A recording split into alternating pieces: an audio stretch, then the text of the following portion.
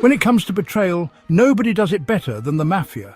Regardless of your rank or affiliation, everyone can be eliminated in an instant, either through avarice of power or protection of the family. Strap in as we navigate the treacherous underworld into 5 of the most brutal Mafia hits in history.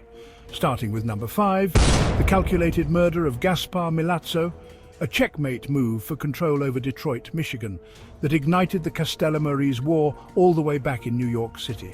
Gaspar Milazzo was born on April 25, 1887, in Castellammare del Golfo, Sicily. Raised by his father Vincenzo Milazzo and his mother Camilla Pizzo, his early years were relatively quiet in his Italian home. Very little is known about his upbringing, but in 1911, Milazzo made the move to sever ties with Italy and immigrated to the United States. He immediately established himself in the Brooklyn area, using his Italian roots to intertwine with the Sicilian community. With limited work available, Gaspar quickly turned to crime to make ends meet and accrued a decent rap sheet, utilizing various aliases like Gaspar Sibilia and Gaspar Lombardo, his wife's maiden name. His knack for crime caught the attention of a local gangster, Stefano Magaddino, who some say is actually a distant relative. The two collaborated quickly in the pre-Prohibition era, and with the help of Magaddino's cousin, Joseph Bonanno, used their influence over like-minded Italian immigrants to form the Castellamarese clan. After creating the crew, they began operations in extortion and racketeering, gaining substantial footage in the New York and New Jersey underworlds. However, when they were implicated in a Jersey state murder, the two were forced to flee the area. Magaddino fled north to Buffalo, and Milazzo was reported roaming the country for a couple of years, honing his criminal habits into the perfunctory performance that elevated his ranks in the gang. During his travels, he landed in Detroit, Michigan, and was noticed by Mafia leader Salvatore Catalanotte. Recognizing Milazzo's talents, Catalanotte connected him to Detroit's Unione Siciliana, where he implemented his particular brand of Mafia business to control the flow of funds. The Detroit family proliferated and prospered during the Prohibition era of the 20s until the sudden death of boss Catalanotte. As his right-hand man, succession to underboss Milazzo seemed imminent, but his intermittent reign was brief as associate Angelo Melli, leader of the East Side Gang, also vied for control of the region. During the tumultuous transition period, another internal struggle was taking place in Chicago between Sicilian boss Joe Aiello and Neapolitan boss Al Capone. Due to the city's key position, inserting proper power in the area was paramount for New York boss Joe Masseria. Chicago was a major transport hub for the illegal contraband out to the west, and Masseria had backed Al Capone for the takeover. Milazzo, however, had already backed Joe Aiello, hoping to keep the Sicilian native in control of the operations. When Masseria learned of his allegiance, he attempted to intervene by convincing Milazzo to switch sides. When he failed, and also understood that Melli would never vote for Capone, Masseria did the next best thing. He backed the West Side Mafia boss, Cesare, Big Chet Lamar, for control of the entire Detroit area. With the boss of bosses in New York by his side, Lamar immediately started making moves to gain dominance over Detroit. With Melli as the official East Side leader, Lamar sent an invitation to the rival boss for a sit-down at a neutral location to settle affairs over territories in Detroit in order to establish a semblance of peace. Eager for peace but not ignorant to evil, Melli sensed the trap. Instead of directly accepting the invite, he recruited a respected mafioso and recognized mediator of the families, Gaspar Milazzo, to attend in his place. Nicknamed the Peacemaker for his many negotiations in the past, Milazzo gladly accepted the task of representing his friend and associate in the truce talks. The meeting was set. On May 31, 1930, Milazzo and his right-hand man and driver, Sam Sasa Perino, arrived at the Verna Highway Fish Market in place of Angelo Meli. The two were seated at a table for 4. As they waited, they ordered food and talked. Suddenly, 2 men burst through the dining room doors and bombarded the men with a barrage of shotgun blasts. Perino was shot in the arm, chest and gut, killing him in a few minutes. Gaspar Milazzo was shot point-blank to the face and died instantly. At just 43, Milazzo was gone, leaving behind his wife Rosaria and 4 children. Outraged that Lamar would kill such a highly involved and respected member of the Mafia, they vowed revenge. It's widely suspected that the blatant assassination backed by Joe Masseria was the linchpin that launched the bloody Castellamarese War between rival mafia leader Salvatore Maranzano. The violent conflict spanned from the beginning of 1930 to the middle of 1931 and claimed over 50 mobsters, most of whom were high-ranking members. As a member of the Mafia, taking risks is an inherent part of the role you accept when joining. However, oftentimes, the juice isn't worth the squeeze. This is a lesson learned hard for many people, including Arnold Rothstein, a businessman turned mobster who glad-handed the elite while lurking in the shadows of the underworld. Known for brokering deals between politicians and powerful leaders in the mob, as well as his high-stakes gambling addiction, Rothstein found out the hard way that when you lose a bet, you always end up paying your debt. Entering the world on January 17, 1882, Arnold Rothstein began his journey in Manhattan, New York. His father, Abraham, was an Ashkenazi Jewish businessman with an outstanding reputation among fellow affluent individuals in the area, earning him the nickname Abe the Just.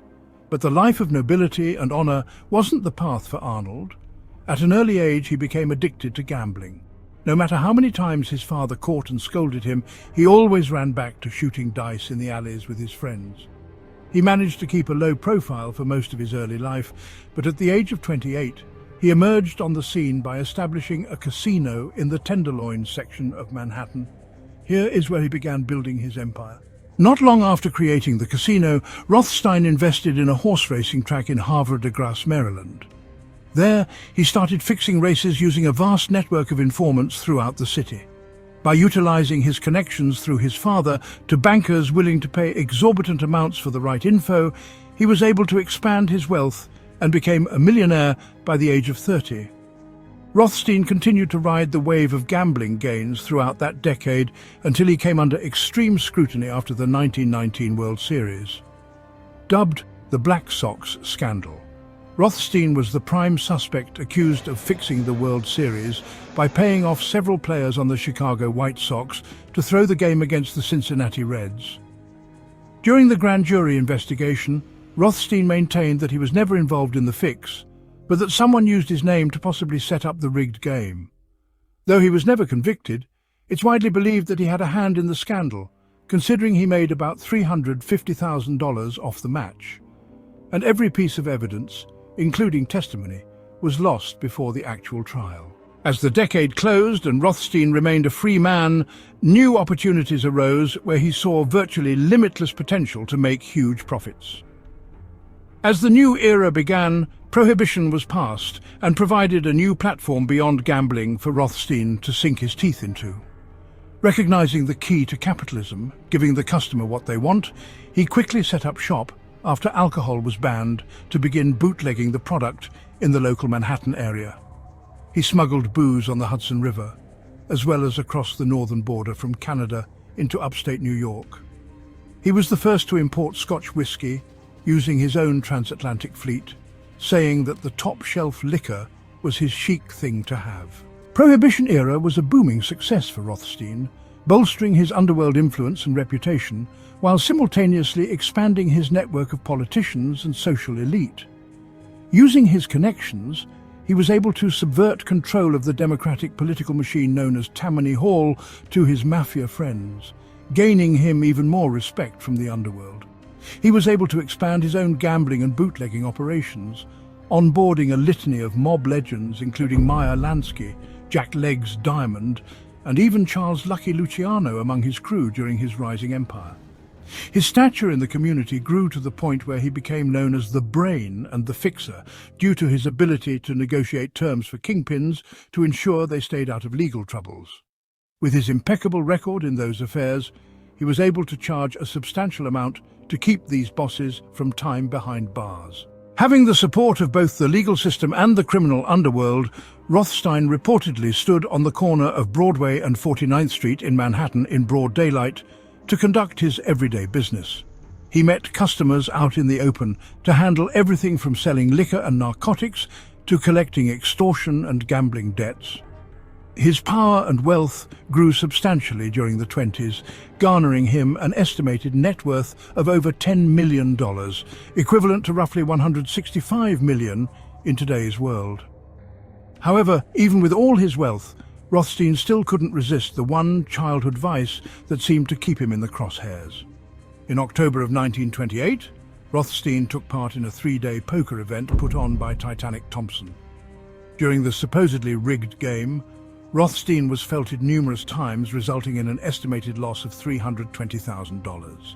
During the same time frame, on October 15th, Joey Noe was ambushed and shot in the street on the corner of West 54th Street in front of Chateau Madrid. Jack Legs Diamond, who was backed by Rothstein, was highly suspected of the attack, which later took Noe's life about a month later in the hospital. Dutch Schultz, Noe's friend and business partner, sought revenge for the assault and vowed to get it. On November 4th, 1928, retribution was received at a business meeting at Manhattan's Park Central Hotel. As Rothstein attended his conference, a lone shooter burst in and blasted Rothstein before disappearing out the lobby and into the busy New York streets. Injured, Rothstein was taken to the New York Polyclinic Hospital, where he refused to cooperate with the police. During questioning, he responded to the relentless probes by simply stating, "You stick to your trade, I'll stick to mine." 2 days later, he succumbed to his wounds and died. Arnold Rothstein was remembered by many from all aspects of life and buried at Ridgewood Union Field Cemetery. Disputes over who killed Rothstein still linger to this day. Many believe that he was simply murdered due to his refusal to pay the large debt accrued during the poker event, while most people believe Dutch Schultz was responsible for the hit as a retaliation for the murder of his friend, Joey Noe. The truth, nobody really knows, but one way or another, revenge in the underworld was the last thing that brought down Arnold the Brain Rothstein and his illegal empire built on illegal booze and fixed bets. When it comes to executions, the moral standard going back for decades includes a last meal to enjoy one final time before meeting your maker. For most criminals, they know it's coming and get to choose what they eat. But for some oblivious miscreants, their last meal may be a complete surprise.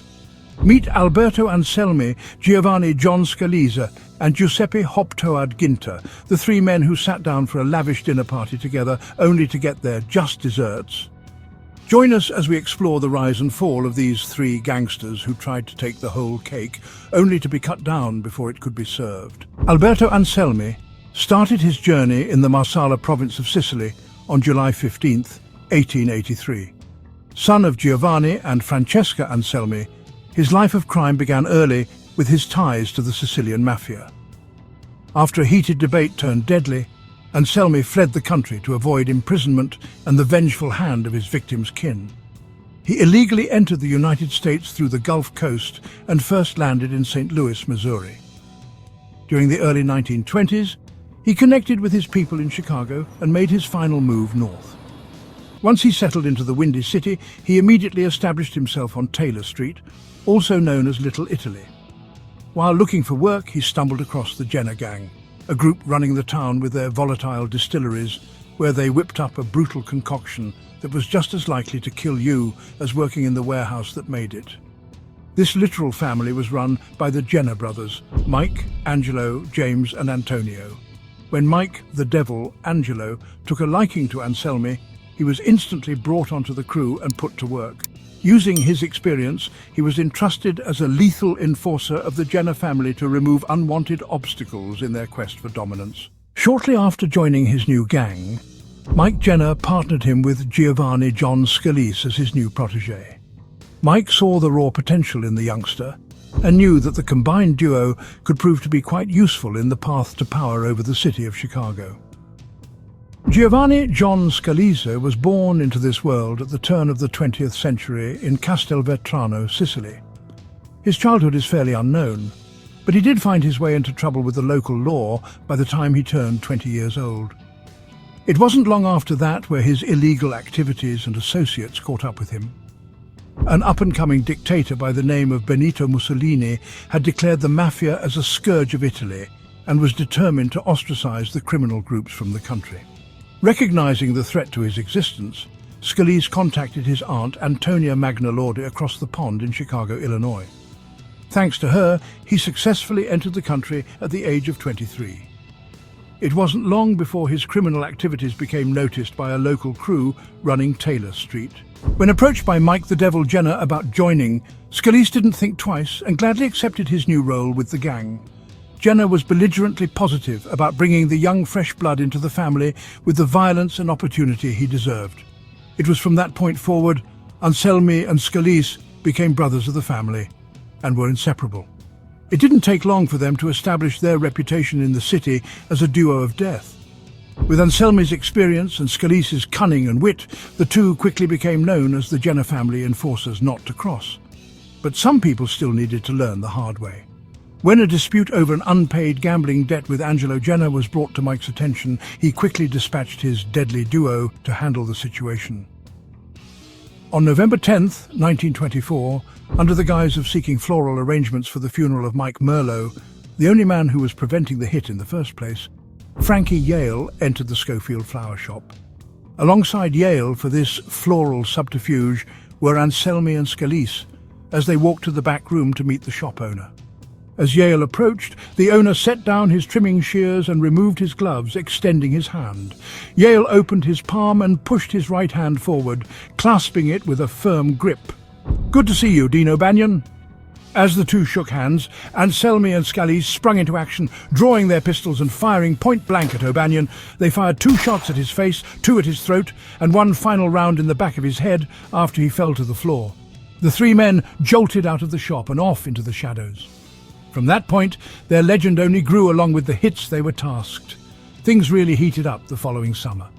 On June 13th, Mike the Devil Jenner gathered his 2 premier punishers for an afternoon drive. The 3 piled into the car and canvassed the Little Italy area looking for chaos. Chaos they found. While creeping down the streets of their well-known territory, the men spotted their targets. Sitting in the car at an intersection were North Side gangsters, Schema Drucci and Bugs Moran, completely unaware of the danger lurking.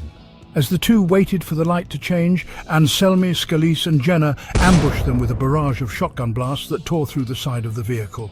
After emptying all of their ammo, they peeled off down a side street and headed south on Western Ave. News of the assault immediately spread across the radio waves, and a detective unit in the area was quick to give chase. After several blocks of high-speed pursuit, the squad car managed to overtake the Jenna crew at the intersection of Western and 60th. Both parties hopped out of their cars and opened fire.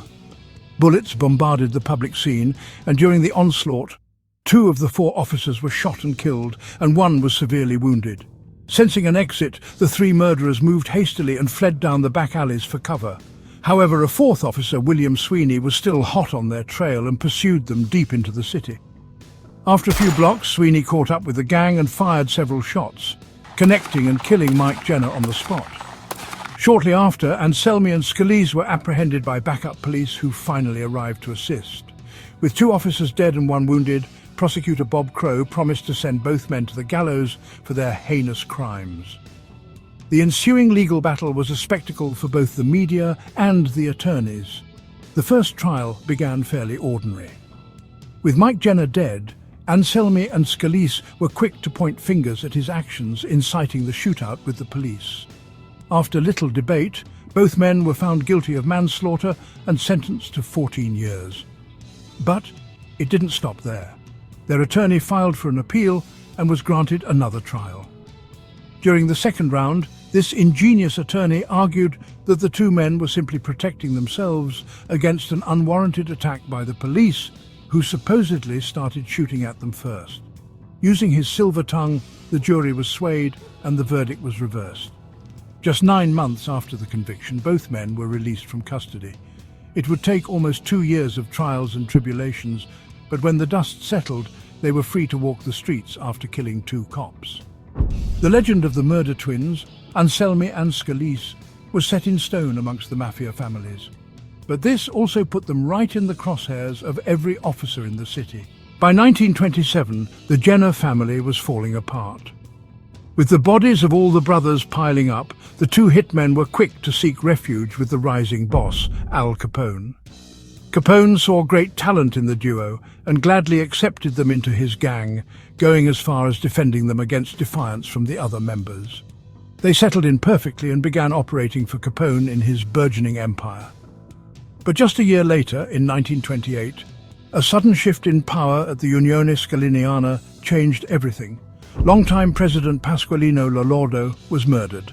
leaving an opening that needed to be filled immediately. One such man who desired the position was Joe "Hop-Toad" Guinter. Giuseppe Guinter was born in 1887, but very little is known about the exact date or place. His rise through the underworld was quiet and unnoticed until the mid-1920s. Instead of seeking power through cartel control, he looked to place himself on the legal side of corruption by intertwining with the local unions to run rackets and extortion through labor. He was caught in a brief legal battle when he and two others were arrested for illegally carrying concealed weapons. A few months later, Judge McCarthy reversed the judgment, stating the police officers were not justified in the search of the men. They were released and back in action by the beginning of 1928. Later that year, Guinter strategically positioned himself within the Union. In September, Lolordo and his bodyguard were both shot to death, and Guinter was in the right place at the right time to take control. Unlike his predecessor, Guinter didn't take kind to threats from the Mafia wanting to control the Unione Siciliana and openly rejected Capone's attempts to dominate it. Keeping his ear close to the ground, he heard rumors of men within Capone's crew tired of the treatment they were getting, while the boss lived in luxury. He set into motion his plan. The beginning of 1929 was an uproar of media madness and dissent within the Mafia organizations after February 14th. On that fateful day, 7 members of the North Side gang were rounded up and executed in a local parking garage. This devious and blatant disrespect was instantly memorialized as the St. Valentine's Day Massacre. As 2 of Capone's leading hitmen, Anselmi and Scalise, were immediately fingered for the job and arrested. However, lack of evidence cleared both of their names, solidifying their legacy as the Murder Twins. With all of the confusion and chaos circling the massacre, Guinter planned his strike, but Capone was the boss for a reason. Sensing tension, he devised his own plan to test the loyalty of his men. Capone invited both Anselmi and Scalise to a gathering where he deliberately assaulted his bodyguard, Frank Rio, slapping him in front of the entire crew and dismissing him. Eager to take advantage, they quickly approached Frank to flip sides and join them for the imminent coup. Frank Rio played along and gladly accepted their offer, then immediately ran back to Capone to share the details. Capone, ever the puppet master, proceeded to play along and put on a gala, inviting all of his family and friends. On May 7th, 1929, Alberto Anselmi, John Scalise and Joe Guinter all arrived at the Hawthorne Inn in Cicero for the extravagant banquet. All 3 men were sat at the same table. They drank and ate merrily, enjoying the festivities as they secretly plotted to replace the host. As the night came to a close, a sudden spat sprung to life in the dining room. Mobsters were arguing, flinging dishes and cursing threats of death. The trio rose from the table and moved in to intercede. The tables quickly turned when the fighting crew redirected their violence toward the oblivious rebels. Legend has it that Capone himself showed up at this time with a baseball bat and beat each man within an inch of their life. To finish the job, they were all shot multiple times at close range, leaving them unrecognizable. A few days later, all 3 men were discovered at Douglas Park in Hammond, Indiana. Anselmi and Guinter were folded and stuffed into the trunk of a car, while Scalise was found at the bottom of a ditch nearby. Joe "Hop-Toad" Guinter was buried in a $10,000 casket with a glass lid. Alberto Anselmi and John Scalise were both shipped back to Sicily for their respective funerals.